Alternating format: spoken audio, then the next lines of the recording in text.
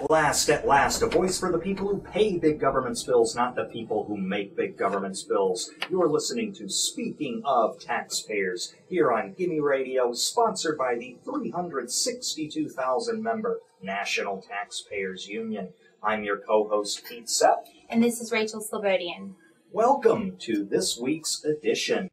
And I have a chorus of hallelujahs on this wonderful, fine Sunday. It is wonderful and fine because at last I have a co-host once again, the great Rachel Slobodian, who is Communications Manager for the National Taxpayers Union. That means she assists me as well as the entire organization in getting the message out for limited government, lower taxes, and less wasteful spending. So a very special welcome to Rachel. I know she's going to do a great job and is going to have a long career here if she wants it and if she can stand us.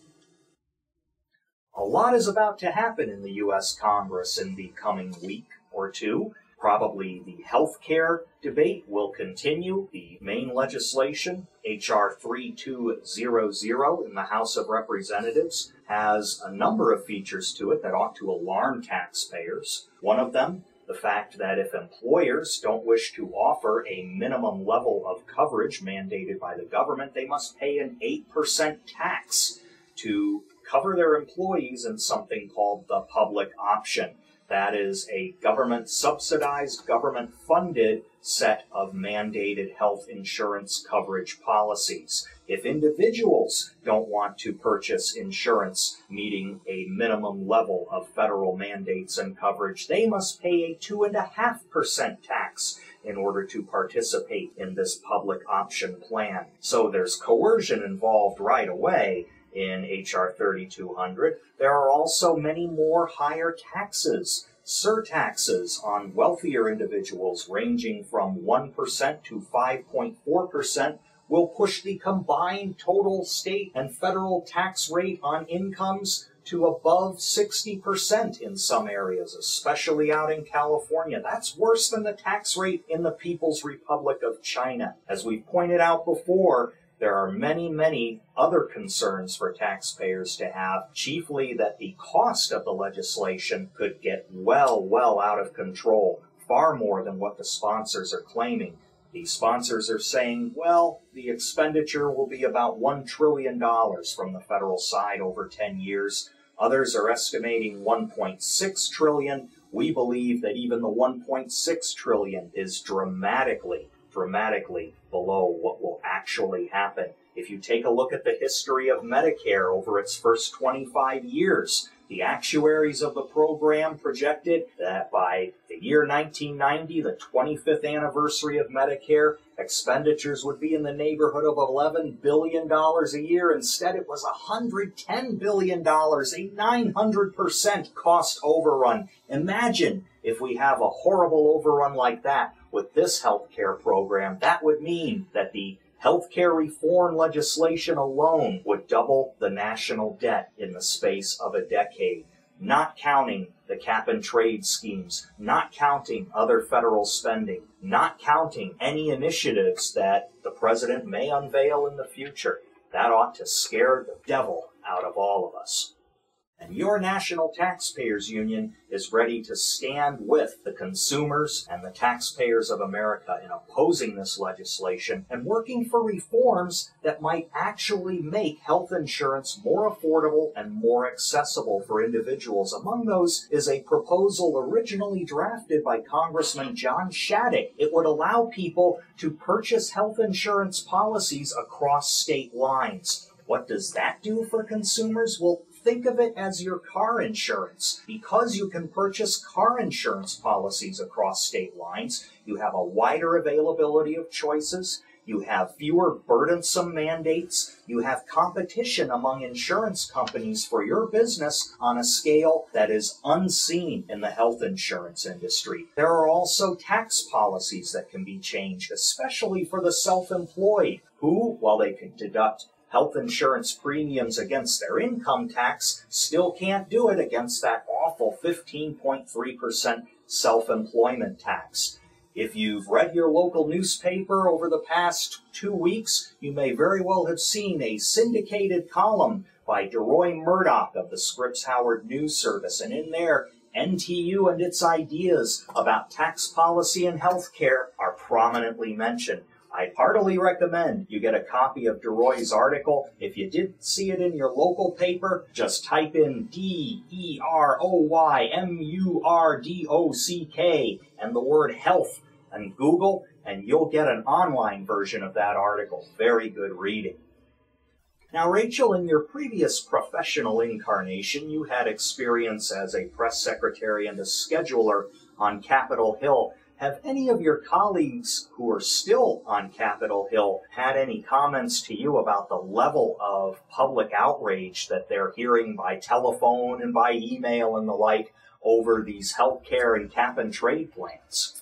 Well, I tell you what, as most people that are familiar with Capitol Hill structure know, everyone has to start as an intern or staff assistant, which basically means they get coffee, answer phones, and make copies.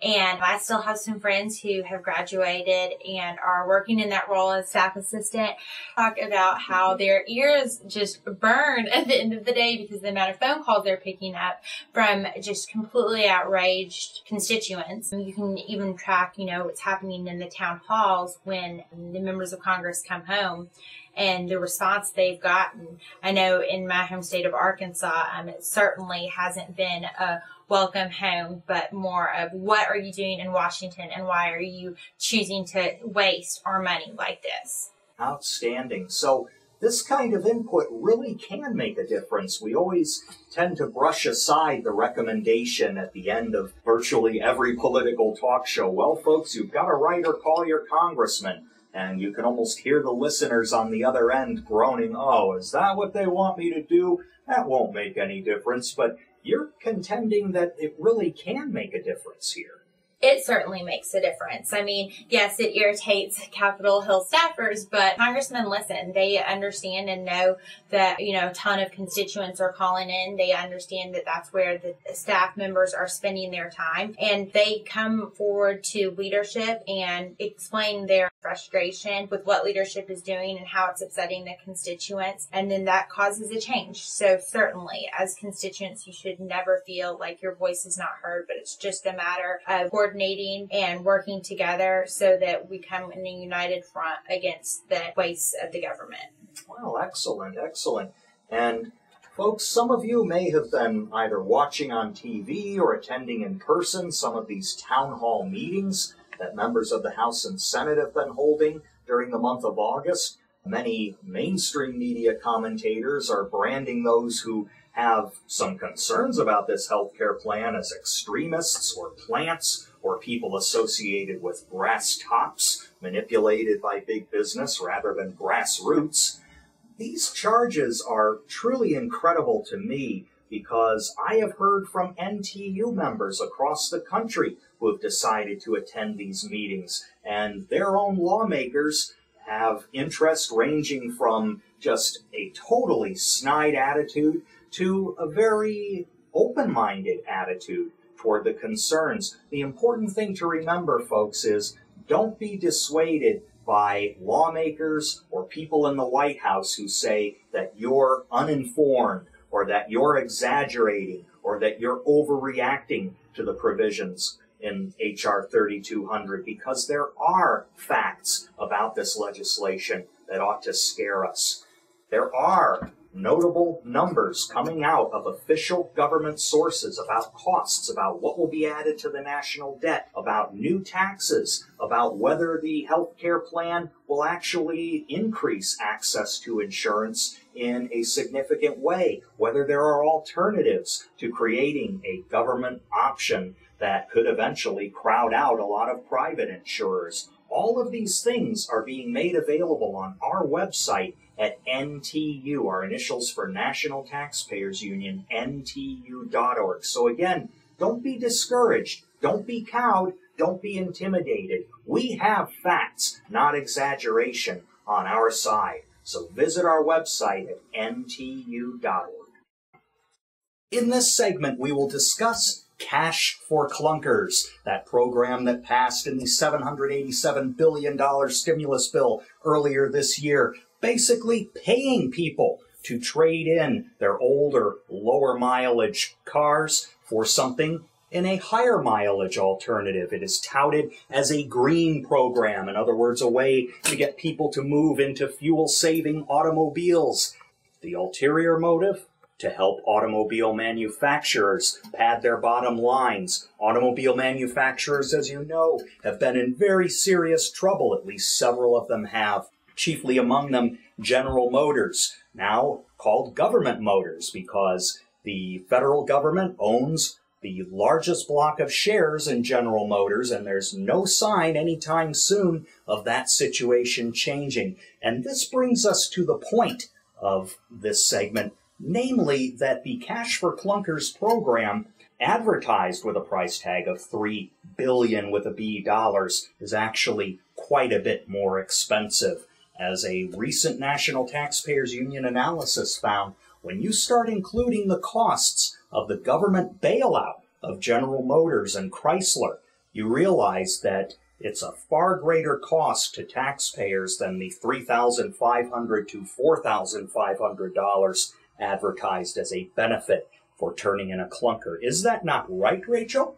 That's correct. Not only that, but there's a matter of dealerships not receiving timely reimbursements from the government. There was just recently an article from a dealership in South Dakota that said that they had sold over 1,000, but had only been reimbursed for about 200.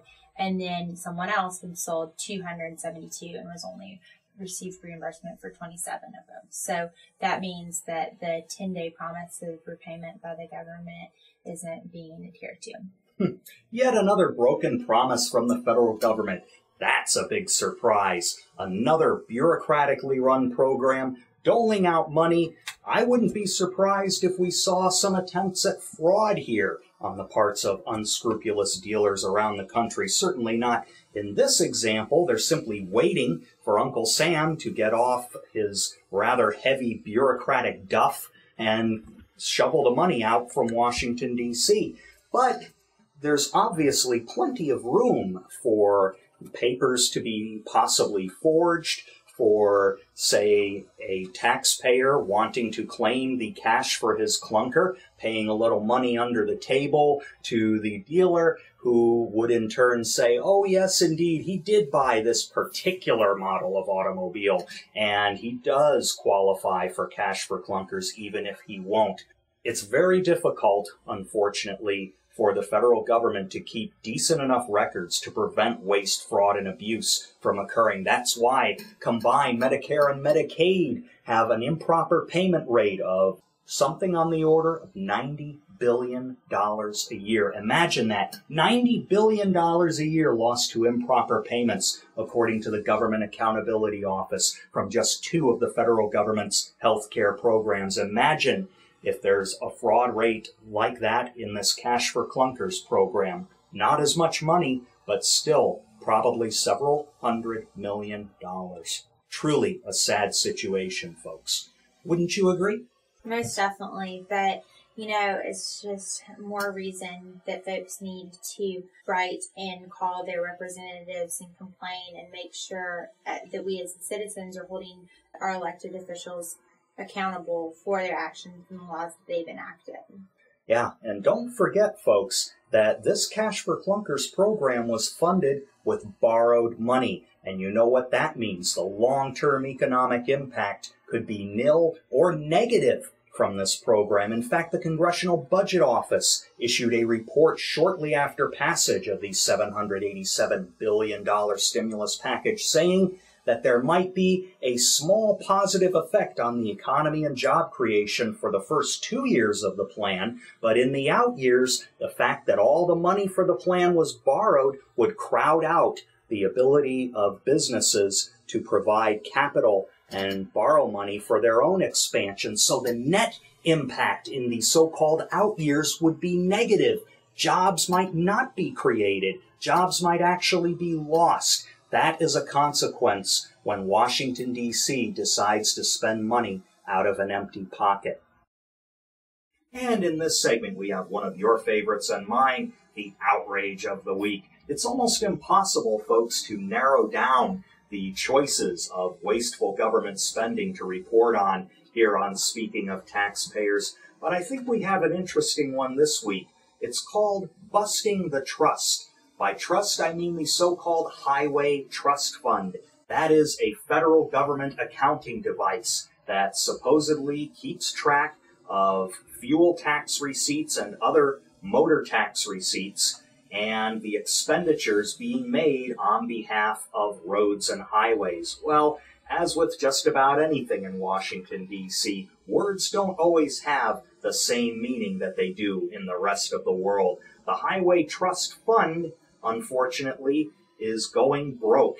There's something on the order of a $7 billion shortfall between receipts to the fund and expenditures that are expected to be made. Now, in the end, the federal government can play all the accounting gimmicks it wants with these trust funds. That's why Medicare and Social Security are in such bad shape. But let's grant them the fiction that there is indeed a trust fund device in the first place. Well, it turns out that despite a $7 billion shortfall, a total of roughly $80 billion has been doled out from the Highway Trust Fund over the past number of years on projects that have nothing to do with keeping the country's roads in shape. $78 billion, more than 10 times the shortfall, has been frittered away. Frittered away on what, you may ask? How about 5,547 pedestrian walkways and bike paths? Now, I've got nothing against walking. I walk more than 3 miles every day. Got nothing against bike riding. But these taxes on gasoline and other items were collected in order to keep the roads working and in good condition, not to build new bicycle paths and footpaths. That's primarily a local government function, if it's a government function at all. And one of these bike paths, actually, in a Minnesota town costs more than $1,000 per resident. There's a $2 million bike lane on a Pennsylvania road that the road itself is crumbling so badly, officials there say they may have to drive where the new bike path is going to be. Now, doesn't that sound kind of bizarre, Rachel, that a bike path might become the car path because there's not enough money to fix the roads the cars go on? That's pretty laughable, but it's certainly not a surprise in terms of what the government has planned and has done in previous times. I was even reading last week about how in one city in Arizona, instead of rehabbing a bridge that actual cars go over, there was a creation of a bridge so that wildlife could pass over. So an actual overpass for wildlife, as opposed to rehabilitating the roads and bridges that are so terribly needed. And we wonder why it's not being accomplished, because it's being spent on things like bike paths and other cockamamie ideas that the government thinks are somehow justifiable, instead of using it on things that will actually help our infrastructure and country.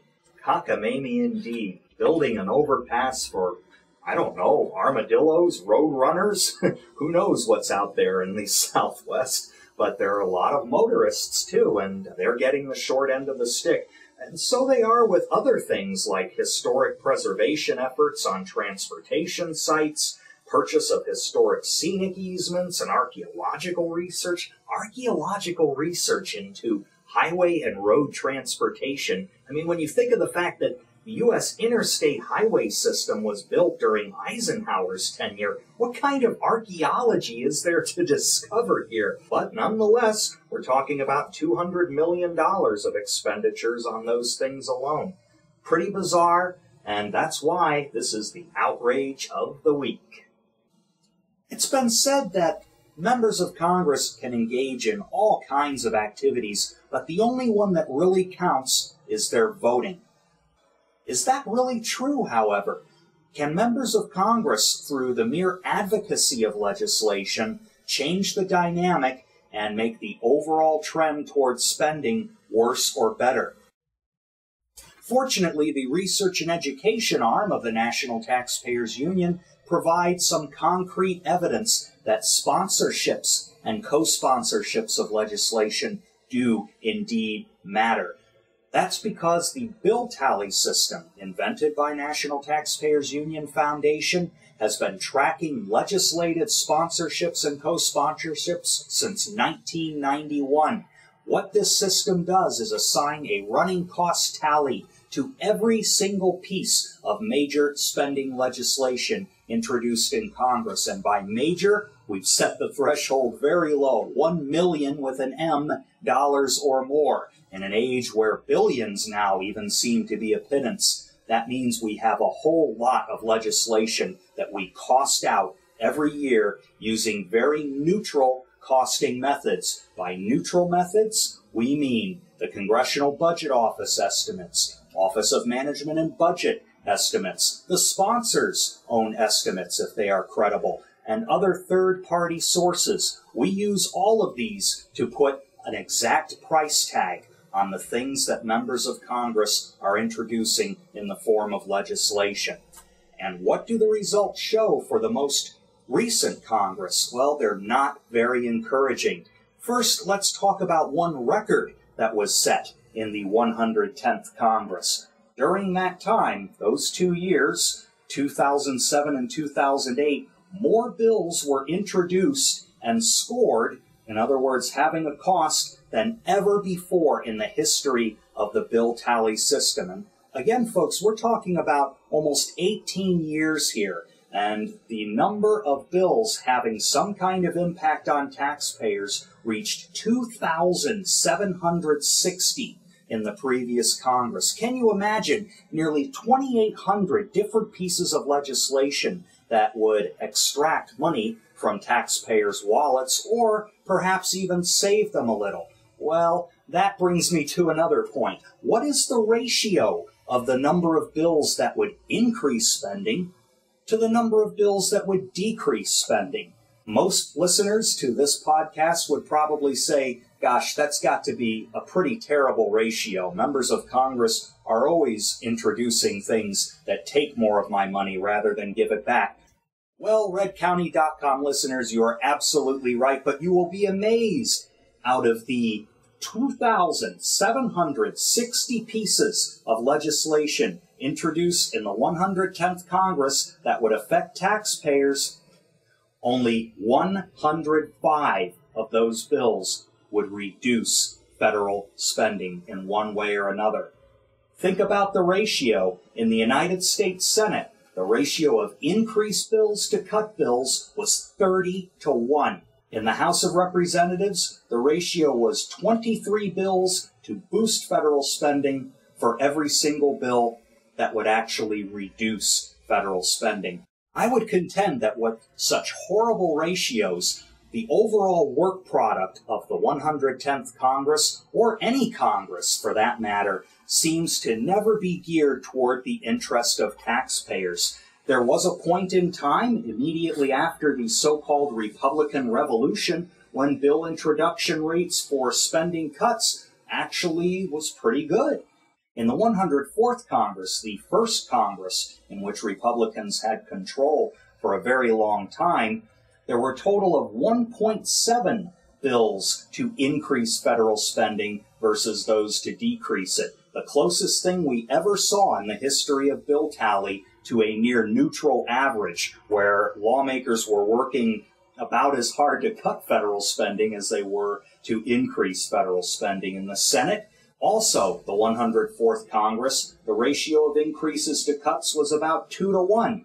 It's pretty sad of a commentary, is it not, that a 2-1 ratio was the best we ever could have seen in any Congress in terms of their effort to reduce or control federal spending.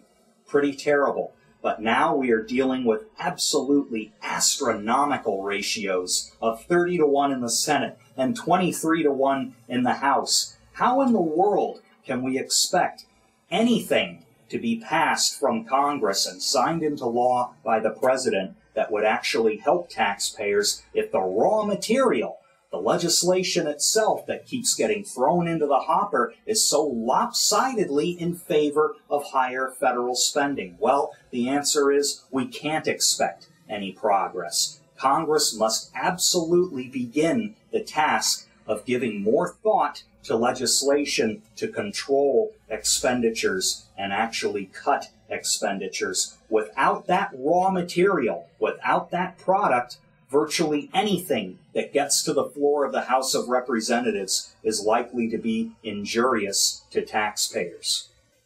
And in this segment, because we're not just here to complain about big government, we're here to actually do something about it, we have our legislative spotlight. And the spotlight is on a great piece of legislation that would address one of the most inequitable tax situations in the federal law today. That is the death tax. It is called officially the estate and inheritance tax, but it really is more like a duty, an imposition, an excise on the act of dying. As Steve Forbes, one of our board members and the publisher of Forbes magazine, noted, there should be no taxation without respiration. But unfortunately, the federal government has not heeded Steve's warning, at least as of yet. Tell us a little more about what this legislation would do, Rachel. Well, the legislation was introduced by Congressman Kevin Brady, who is a member of the Ways and Means Committee, that's also known as the committee that taxes and takes your hard-earned money. But he has introduced a bill. It's H.R. 3463, and the official name of that bill is the Death Tax Repeal Permanency Act. And why that's so crucial is because in 2003, when the Bush tax cuts came about, one of the foundations of the Bush tax cut was also to ensure a partial repeal of the death tax. And now it's a matter of making sure that that's permanent. If Congress does not act on this death tax repeal and does not make it permanent, then we're looking at a truly dire situation where people's hard-earned money, everything they saved and were thrifty and wise in terms of their savings, will be taxed literally to death. Pretty incredible situation, folks. Yes, under current law, the death tax will be repealed in its entirety, but only for 1 year, next year. So unless any of you out there have an actual plan to die in 2010, your heirs will indeed be liable for this tax. But here's why this is not necessarily a pipe dream. There is in place currently a very large exemption from the estate tax and a rate of roughly 45%. Now, those rates could very well be ratcheted way downward if we can enlist Senate Democrats to do the job. There is some agreement among moderate to conservative Democrats in the Senate that the estate tax should not be allowed to revert back to its old levels of 55% and a $1 million exemption. It might be somewhere like 35% and a $3.5 million exemption. By putting this bill front and center, we are staking out a position that we want the tax to go away in its entirety. Will we win? Maybe not. But again, by presenting a strong alternative, we are putting down a marker that we will not settle for the status quo. So what is that bill number again, Rachel? The bill is H.R. 3463, so that means it's a bill that was introduced in the House by Kevin Brady. He's a member from Texas, and he also sits on the Ways and Means Committee. So that means that it has a lot better chance to move forward in the committee because it's represented by a committee member. And I think it's one of the rare times that we actually want Washington to act. I know most of the times you guys out there feel like every time Washington acts, we get further and further trouble and more money goes to Washington. But in this instance, it's actually a positive one that if we can get the Congress to pass this legislation, it will benefit you and your children. Fantastic, fantastic. So everyone out there, call your member of Congress, tell him or her to sponsor the Death Tax Repeal Permanency Act. Well, that about does it for this edition of Speaking of Taxpayers. Let me just remind listeners in the Washington, D.C. area that the 9/12 March on D.C. is coming up, appropriately enough, on Saturday, September the 12th. Come down to the nation's capital, the Freedom Plaza in Pennsylvania Avenue area in the morning, where we'll begin a march all the way to the west front of the U.S. Capitol to protest big government and to support limited government. You can get all the information you need at our good old website, ntu.org. So in closing, folks, remember, you have the power to fight the power if you speak truth to power. And we speak truth to power every week here on Speaking of Taxpayers. I'm Pete